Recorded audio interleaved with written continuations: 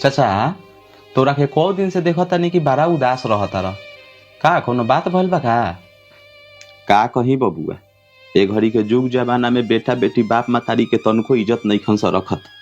हमने निहर गर्जियन के तो समाज में घूमल मुश्किल भइल बा। हम अपन बेटा के चलते आज 10 दिन से परेशान बानी। हमरा घर में जाती न होके के चाहे जाती हमर बेटा करावत। हम समाज में मुंह देखावे लायक देखी बबुआ हम तोरा से का कही हो। ए चाचा सुना साफ साफ बतावा ने हमरा के कि का बात बा।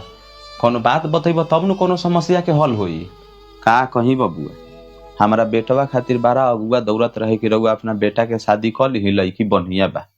तो हम अगुआ के कहनी कि ठीक बा हम अपना घरे राय विचार क के रउआ के बताए। तो हम अपन बेटा से राय कहनी कि बबुआ मतारी के खाना पीना बनावे में बड़ा दिक्कत हो जात हवा कि सोचा तानी कि तोहर शादी बियाह कर दी। तो हमार बेटा बेचारा कहला कि ठीक बा बाबू ये तो बढ़िया के बात बा कि जा लड़की देख के आव लड़की पसंद पड़ जाई तो हम शादी बियाह कर ले। तब हम का कहनी बबुआ की अगुआ भी फोन कैनी हम अपन एगो बुलोरो बननी आ 10 भाई अपन समाज में निमन बेजाय बा लोग हम ले जाके बेटिया पार्टी भिड़ी गईनी लड़की देखे। अब हम लड़की देखनी तो बबुआ लड़की तो हमरा पसंद पड़ गल लड़की बहुत बढ़िया बा।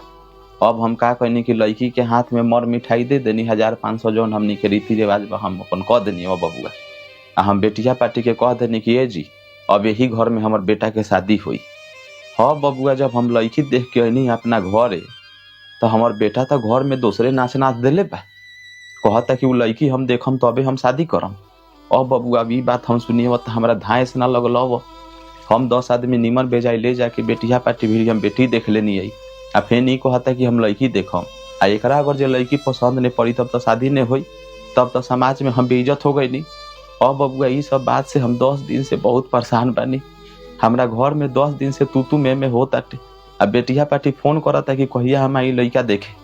अब हम का करी बबुआ हमरा कुछ समझ में नहीं आवत। ए चाचा तोहर लड़का एकदम अब गलती काम करता। जब ओकरे लड़की देखे के लई तो तोहरा के काहे पहले पेठैलक लड़की देखेला।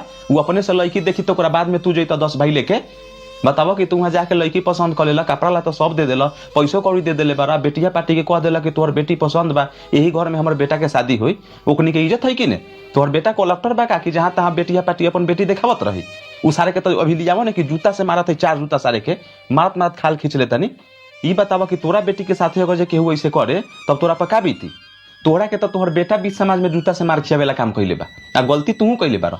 जब बेटिया पार्टी भी गए लोग तू लड़की देखे तो बेचारा के खर्चा पानी भइल होतै कि ने खाना पीना खियले होई चाहे नाश्ता खियले होई उ सब का भले ओकर त जियान भले हैं गलती तू कइले बार।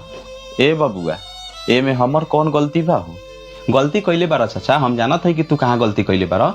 जब तोहर बेटा के शादी ब्याह के बात चलल तो हमनी से तोरा बतावे के चाहिए नु हम तोरा के बतैती कि नायका में कैसे शादी ब्याह होता।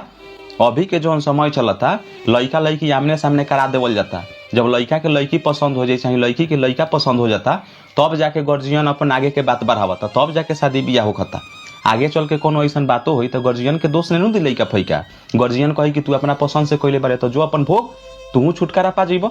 लेकिन तू तो लबर लबर कैला जाके बेटिया पार्टी भी जाके बेटी देखल हूँ कर यही शादी ब्याह के खेला बुझ ले बार। ए जी रघु लोग अपन बेटा बेटी के शादी ब्याह करम नु तो बेटा बेटी के राय विचार से करम। आई वीडियो कैसा लगल तनी कमेंट करके बताई लोग भैया प्लीज।